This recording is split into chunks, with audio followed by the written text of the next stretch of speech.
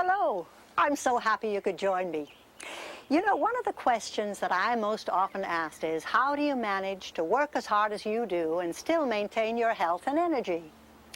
Well, let me start off by saying that I truly believe a realistic attitude and a positive state of mind have contributed greatly to my ability to maintain these priceless gifts. As a very young child, I was introduced to the most fundamental concepts of health and fitness by my mother, who took me along with her when she joined a group of women who met once a week in Regent's Park in London to practice movement and exercise. The group was called the League of Health and Beauty. And I guess those words have remained in my mind ever since. Health and beauty. Wonderful words to aspire to at any age. And I made this tape because I really want to share with you some of my thoughts and some of the truths that I've learned about staying healthy and active.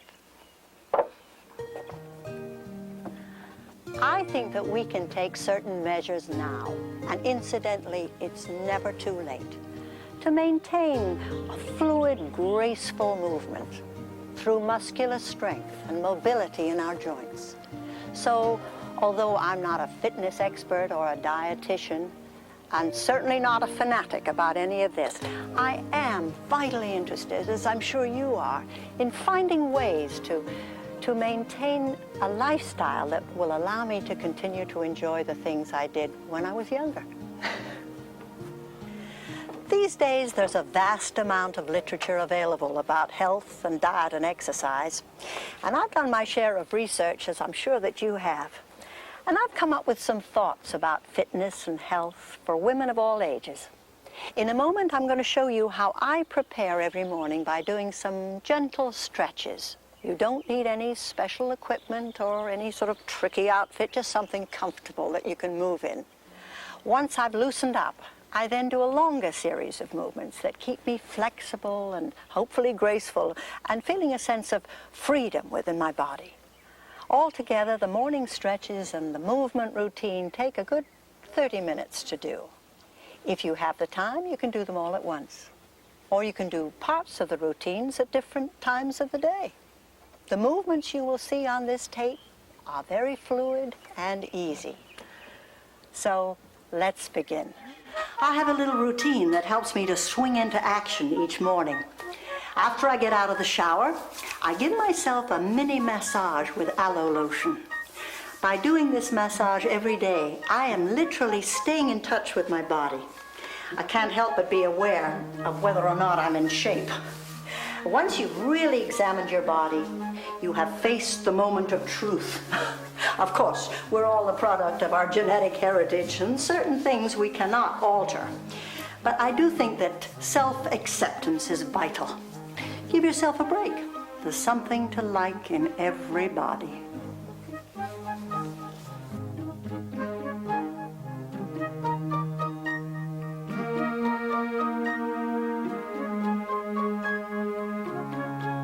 I take these few moments to focus on the day ahead. I think about each demand that will present itself in the coming day, and I visualize myself meeting it easily and well. I remind myself that I'm going to try to live each moment with a sense of peace, harmony, and calm. After all, it is the dawn of a new day, and anything is possible.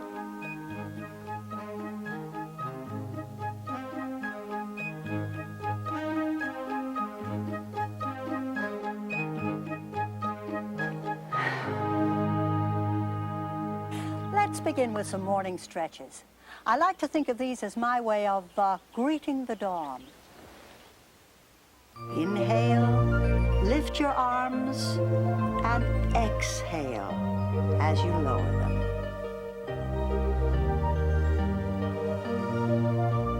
I'm only turning to demonstrate this move for the camera. You can do it in one position.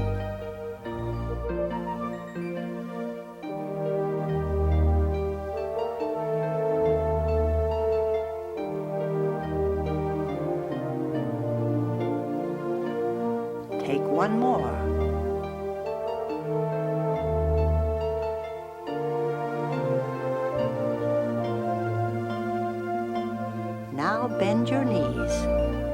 clasp your hands together, pushing down. Now lift up and stretch. Again.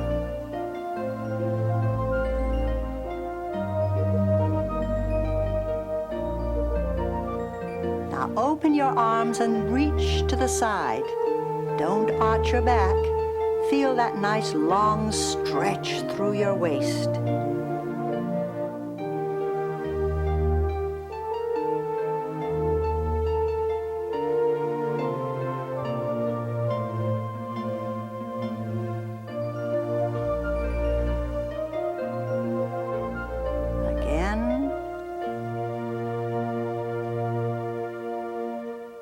You know, the neck carries so much of our attention, so it's very important to warm up that area before we do more stretches.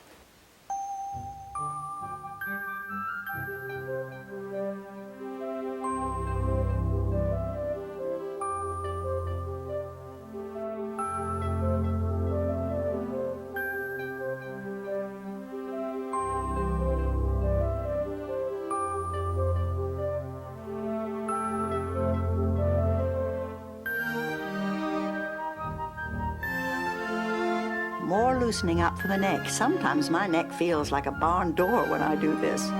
I make sure that my head doesn't fall backwards when I do it.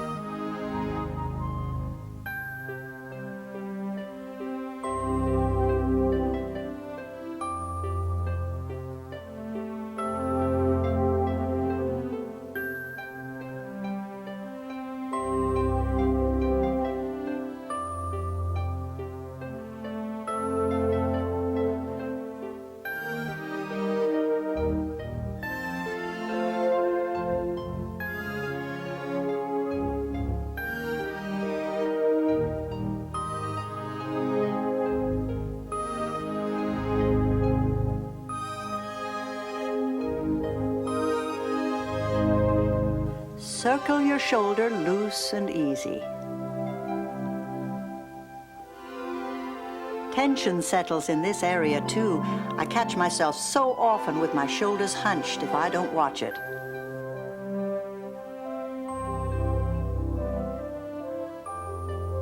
Now circle it the other way.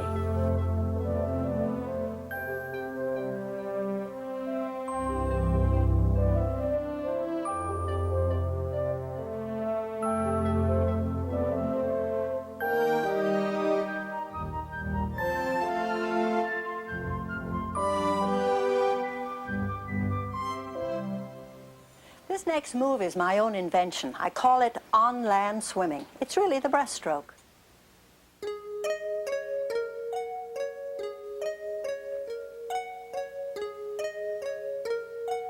It's just a great way to open up the shoulders and neck.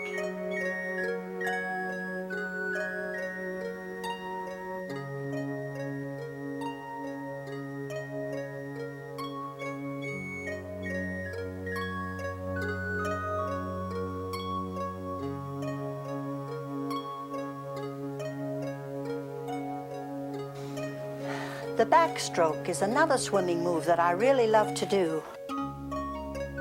Reach back and let your head turn and follow your arm.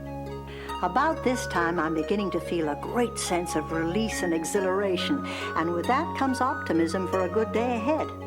I make a concerted effort to banish any destructive attitudes I might have had about the day in front of me.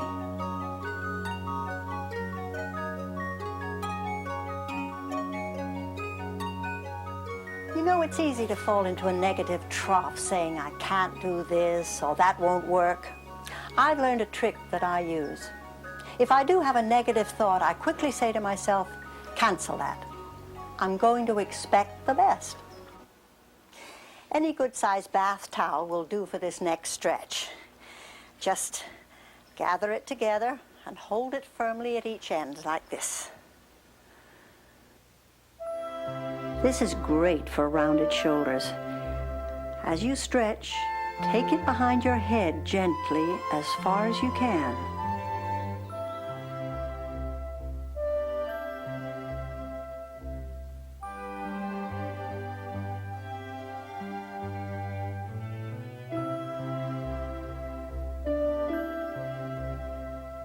Turn your head to the side as far as it will go, and try to keep your chin level. This loosens up the neck, which we abuse all day when we talk on the phone or drive in traffic. Now imagine you're an archer with a bow and arrow. First one elbow down, reach on a diagonal, then the other.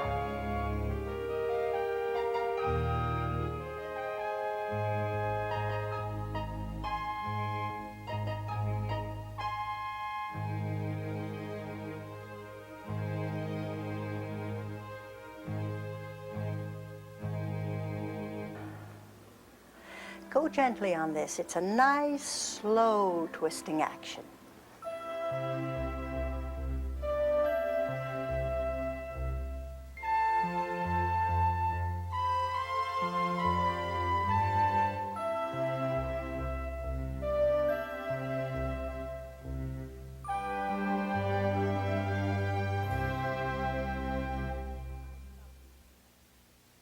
I love this stretch.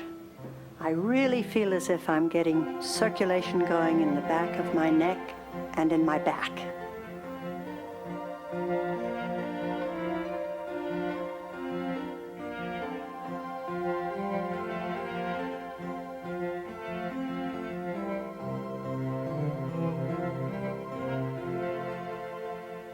Now, if you have trouble getting your hands together in back, try using the towel. So, if you feel any discomfort in your back, don't bend very far.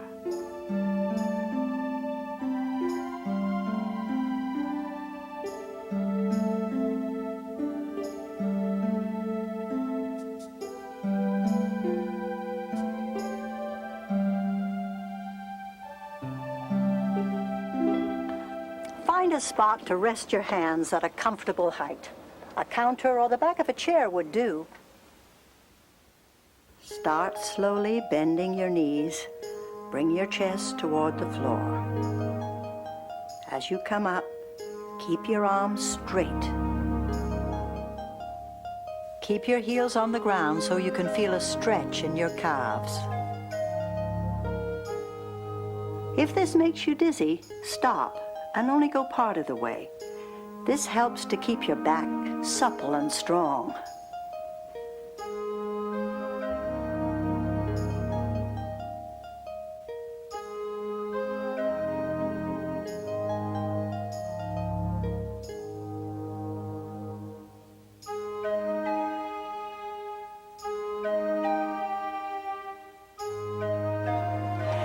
With all the dancing that I've done, you know, balance is the key. And balance starts with the feet.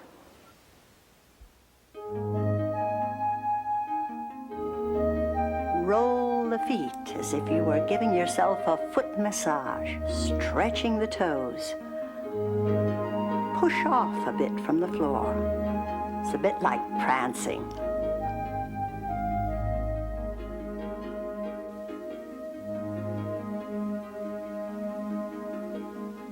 Now, you can do this calf stretch anywhere, against the refrigerator or leaning against the wall. I do it whenever I think of it during the day.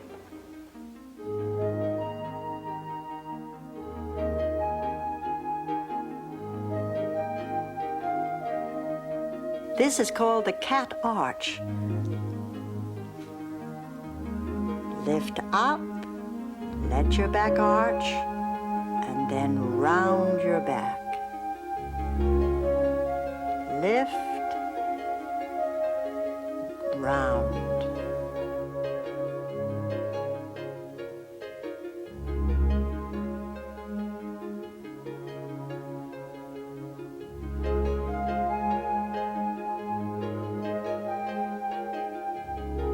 Now, as you finish, push back, keep your knees slightly bent, gently and easily roll up. Your head is the last thing to come up. Lovely.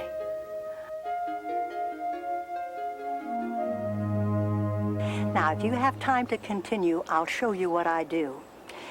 That's when I don't have to rush off to work. Spend about 20 minutes with me and we will stretch some more. And then have some fun with what I call feeling free. Some rhythmic dance-like movements to give ourselves a greater sense of balance and coordination. To me, this stretch is so satisfying. I love this stretch. I feel as if I'm stretching every muscle in my body. Stretching the body all the way down to one heel, as far as you can go. Relax. And then all the way down with the other heel. On the other side, stretching as hard as you can, pushing your heels down as you go. And reaching with your arm as far as you can.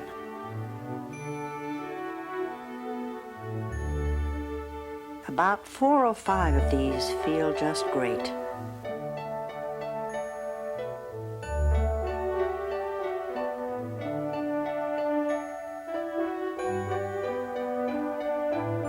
I always think of knees up Mother Brown when I do this. Gently does it though. This may take a bit of easing into. Slowly let your knees drop, one side then the other.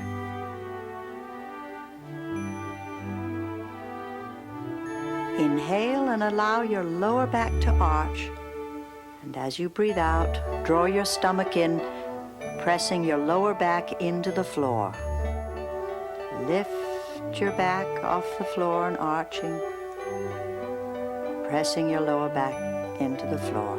Keep your knees bent. Now lift the hips off the floor, hold it there for a moment, breathe out as you roll down. Lift, hold for a moment, breathe out as you roll down.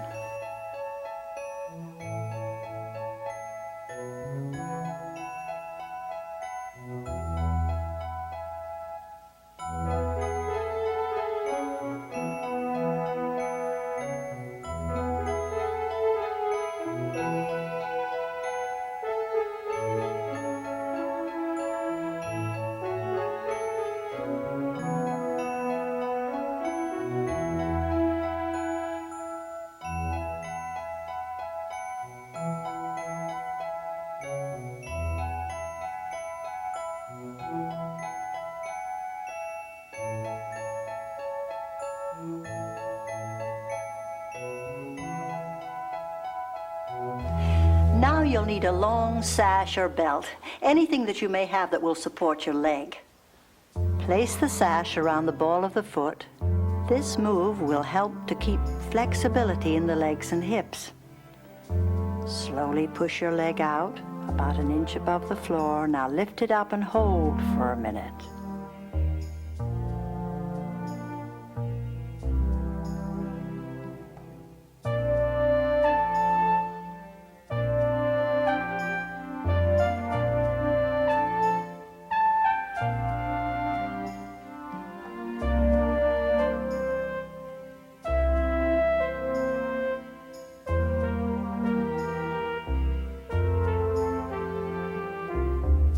Gently circle the leg. This helps to increase mobility in your hip joints.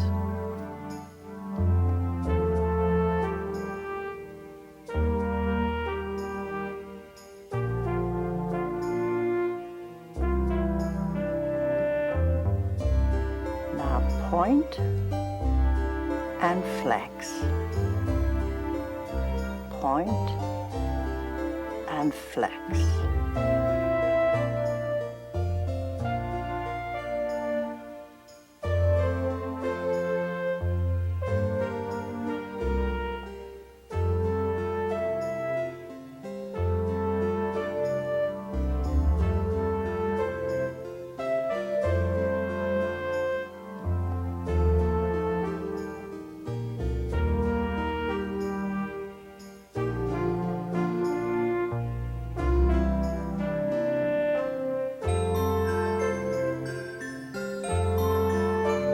Change legs and repeat.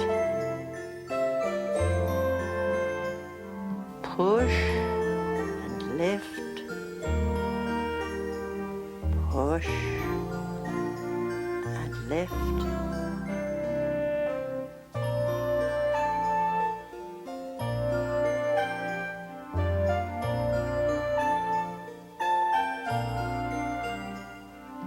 Hold the stretch. Now circle your hip easily. Again. Now reverse the circle.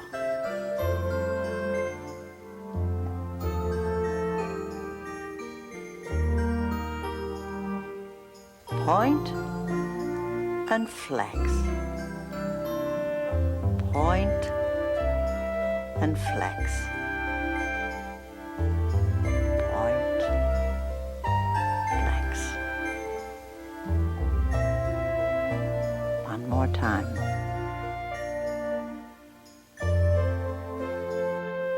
Now let go of the sash, roll over to one side with your knees bent. Open the arm and reach behind you.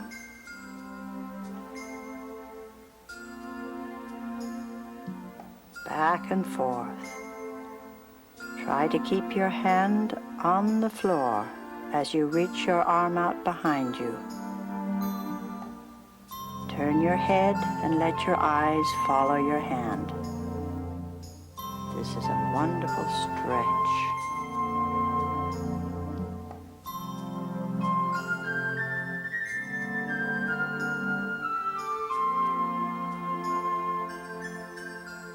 Circle your arm around. Reach with your arm. Circling around. Touching the floor with the tips of your fingers. One more time.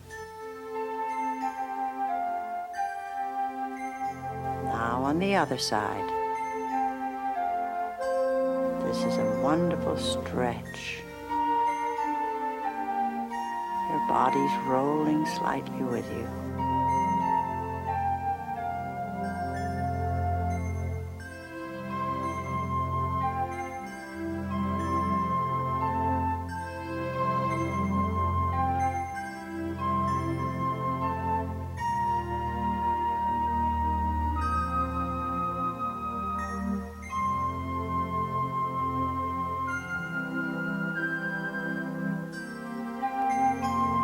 The other direction.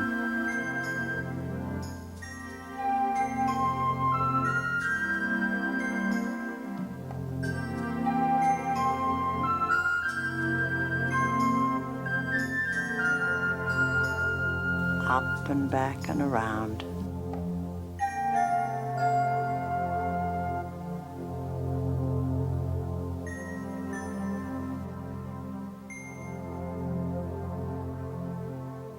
Sit as upright as you can, and if it's more comfortable, try putting a small pillow under your fanny.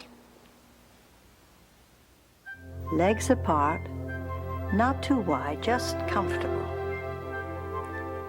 Reach from the side, circle your arm, reaching, bringing up your other arm, arms down to the side back, and lifting your chest.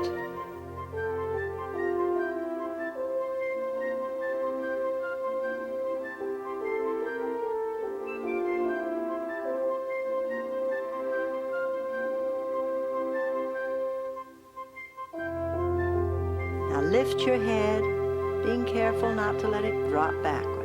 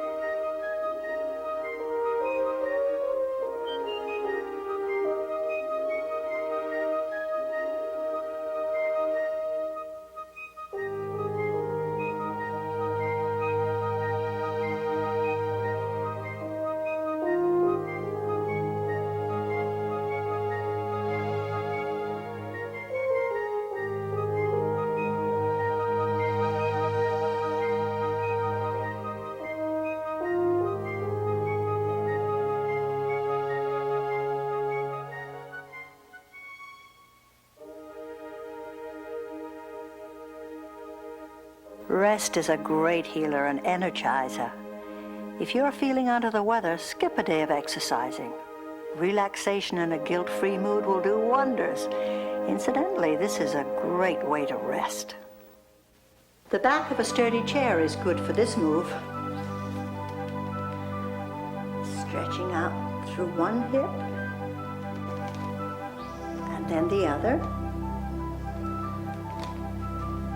And again, and again.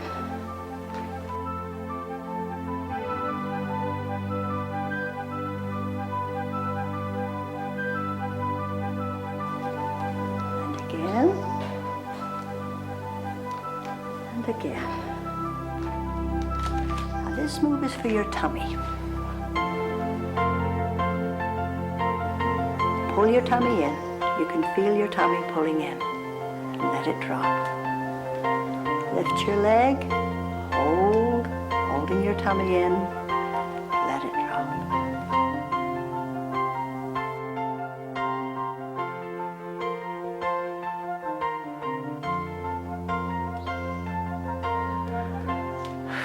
Around this time, I usually feel an inch or two taller. You know, our feet and ankles take a beating in the course of a day, and circling them like this loosens them and gets the blood circulating.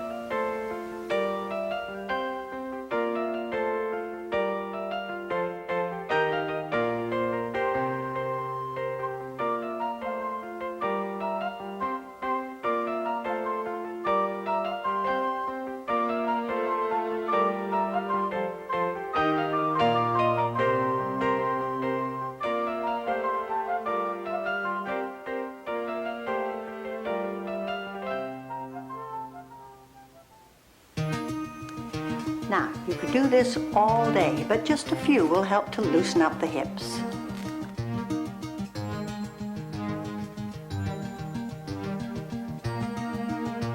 Your leg doesn't have to be straight for this. Let your knee be bent slightly. Later on, we'll do it with the leg straight.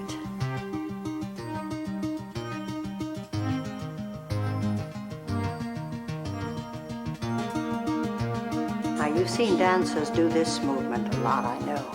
I like it because it reminds me that I can exercise control over my legs, and it increases my sense of balance.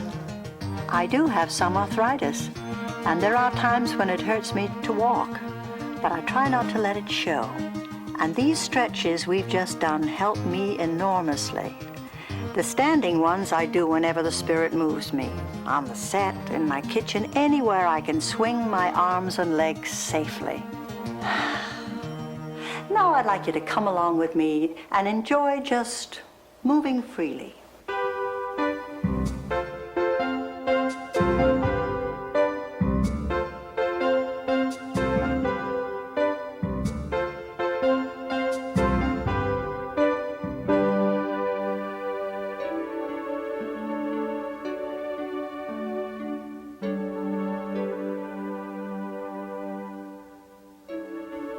When I was a child, I watched Fred Astaire, Eleanor Powell, Ginger Rogers, all the great movie dancers. The impression they made on me was so indelible that I found my body could literally translate what I remembered about them into movement. You can picture someone graceful in your mind's eye, then feel yourself moving as they do. Try to move easily, as I am, and don't worry about getting it just right.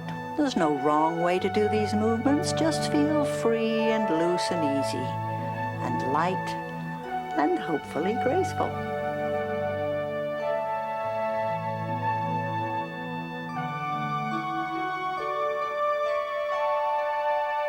When I first began dancing as a child, the Isadora Duncan school of Greek dancing was all the rage, and we would prance around wearing those funny little tunics. But I appreciate now that gracefulness was the most important element of that dancing, and graceful movements have continued to interest me. Oh, in the 60s, I rocked with the best of them, but as I grew into myself, I went back to the movements that helped me to have good posture and move as if I didn't have a hurting joint in my body, which isn't always true.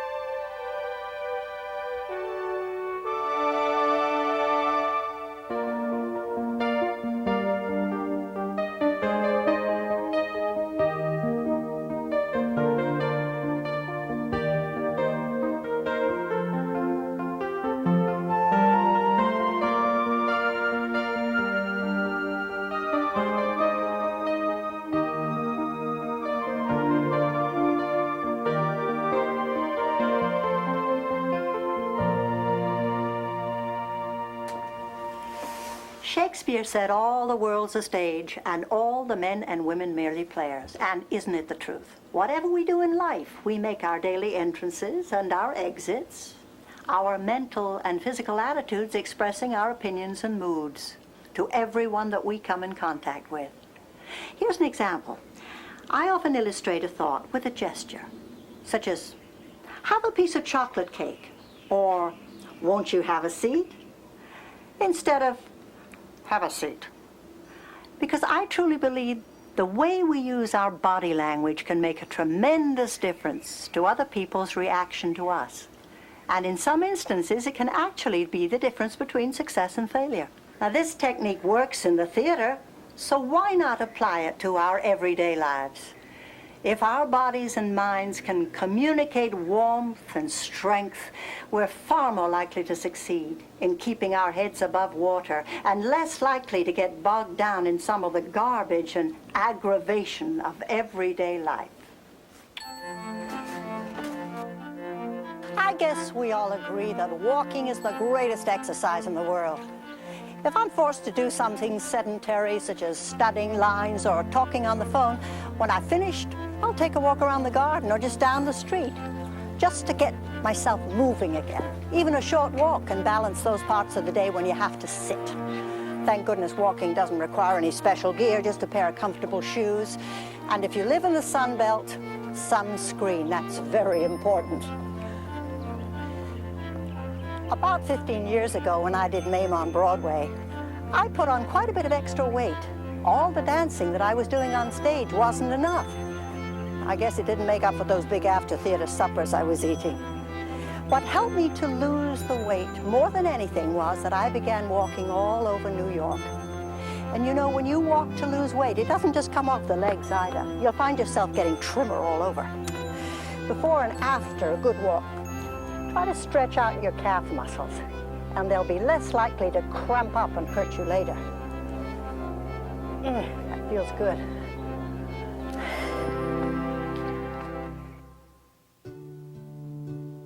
Oh, I love to cat nap. 5 minutes, 10 minutes, it really helps. I think women of a certain age who lead busy lives have to marshal their forces if they want to have energy for the things they enjoy, like running around with grandchildren. Isn't it extraordinary? The more you do, the more you can do. When you love what you're doing, or you know the work simply has to be done, you have a remarkable reservoir of power and energy.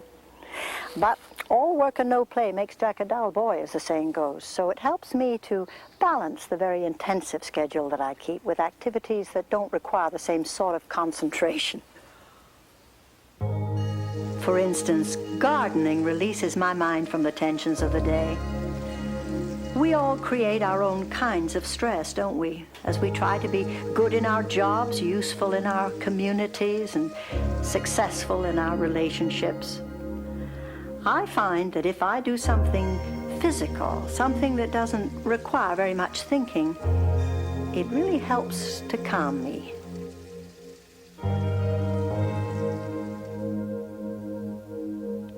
Sewing, you know, is an activity that requires a great deal physically, and I love it.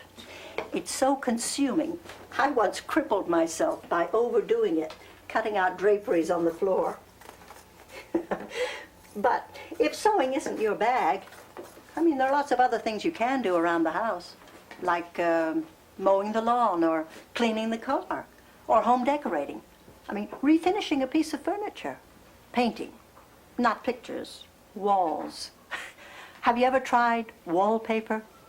I did once in a house we used to have in Ireland, on the ceiling.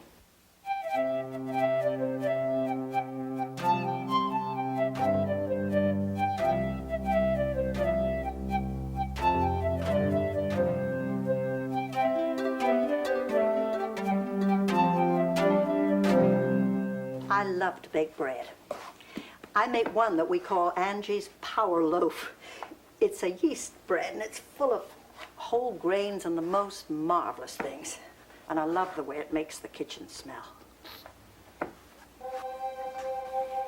Did you know that in researching the value of everyday activities, Doctors have proven that puttering is actually valuable for your health and contributes to your longevity.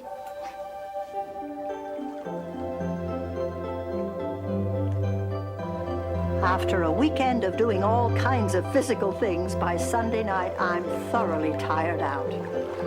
When you're physically exhausted, it's delightful just to climb into bed and sleep that peaceful, deep sleep you experience after being very active.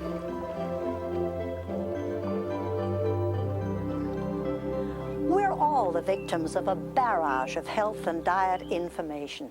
Every newspaper and magazine that you pick up tells you, don't do this, do that. It can be so confusing. I'd like to pass on to you some of the conclusions that I've come to after many years of trying various ways to reach and maintain some kind of ideal weight. I'm comfortable at the weight I am now, but I haven't always been. A few years ago, after the first season of Murder, She Wrote, I got quite sedentary and overweight. Worse still, I kind of sunk into my expanded body, and I said to myself, well, this is the way I am. I'm of an age now, and I'm going to stay this way. Well, it didn't take me long to decide no. I didn't want to stay in that state. I want to look good and have a sense of pride in myself. I lost the 15 pounds in about 3 to 4 months, and I've kept it off. By making a habit of having fruit and cereal for breakfast, mid-morning I have an apple and a banana, both. And then for lunch, I have an enormous, really delicious salad sandwich with avocado, tomato, cucumbers, lettuce, or a great big salad. At dinner, I generally have, poultry, fish, and maybe 2 or 3 vegetables, and a tofu-based ice cream for dessert. How about that? So you can tell I'm not on a diet. Most diets simply don't work for me because I work up such an appetite doing what I do. The way I eat now, quantities aren't that important. And I know that it's okay to fall off the food wagon from time to time, knowing that makes it easier for me to eat sensibly 80% of the time. You know, bike riding is a lovely way to get around. For me, it provides one of the greatest feelings of release. It's like floating, feeling a breeze in your hair and no sound, just the whir of the bike wheels. Of course, I'm not talking about being hunched over a European racing bike with skinny little tires and a seat that feels like torture. No, there are wonderful new bikes out with sturdy, wide tires, upright handlebars, and a nice, wide, almost comfy seat.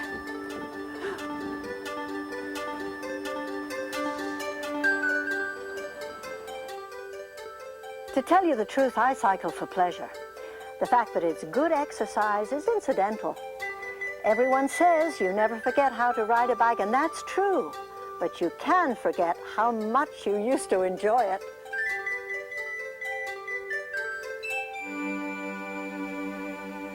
One English custom that has stayed with me is having tea in the afternoon.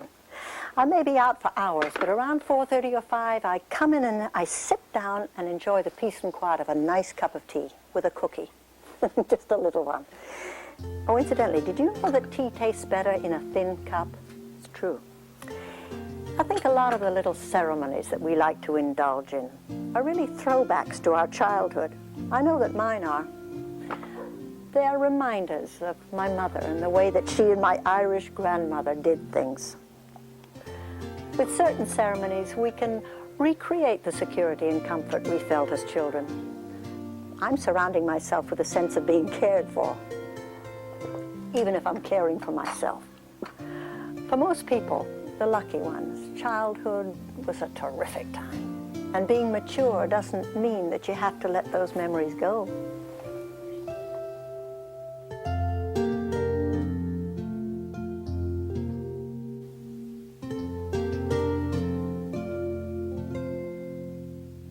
Another great ceremony is taking a great bath. You can make it special with soft towels and fragrant oils.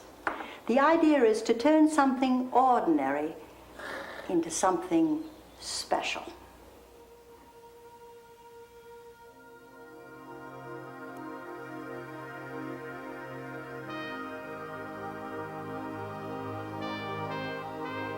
I think femininity and sexuality go hand in hand.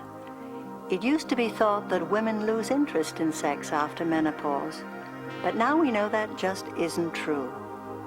Obviously, both you and your partner are different than you were 30 years ago, but if you can accept the inevitable physical and other changes, you can keep romance in your life.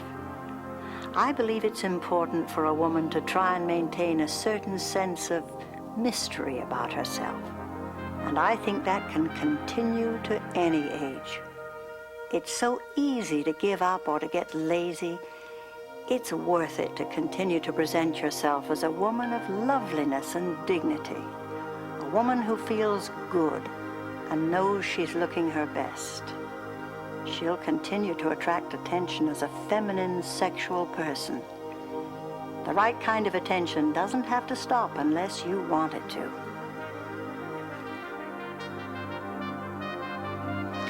I was never considered a beauty, but theatrically I can project the illusion of great glamour, even though I'm not a glamorous woman at all.